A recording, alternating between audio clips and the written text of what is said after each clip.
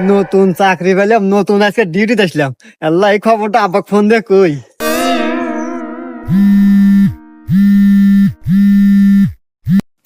হ্যাঁ বাজান। হ্যালো আব্বা।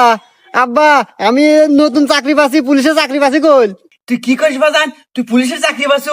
হ্যাঁ, আমার শুনে আত্মাটা জুড়ে গেল বাজান। আমার কত স্বপ্ন ছিল তুই একটা চাকরি করবো, সরকারি চাকরি করবো। যাক বাজান, আমি খুব খুশি হয়েছি বাজান তুই চাকরি পাচ্ছু।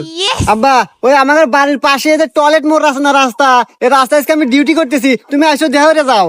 বাজান আমি এই সময় কিভাবে যাবো আমি বুঝতেছি না তো। আরে আব্বা, আমাদের মোটর সাইকেল আছে না, ওই মোটর সাইকেল বাইরে টান দিয়ে আসো। এই যে টয়লেট মোড়ের রাস্তা, এই রাস্তায় আসো, দেখা করি, কথা কই তোমাদের।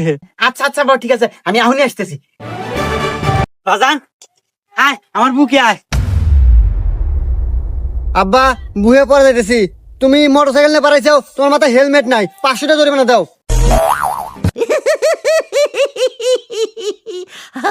কে গাদা? আমি কল তোর বাপ। দেখো আব্বা, আইন আইনের গতির চলে, আইনের কোনো বাপ মাও নাই। আইনের কাছে সবাই সমান, টাকা দিলি দাও, না দিলি জেলে নাও।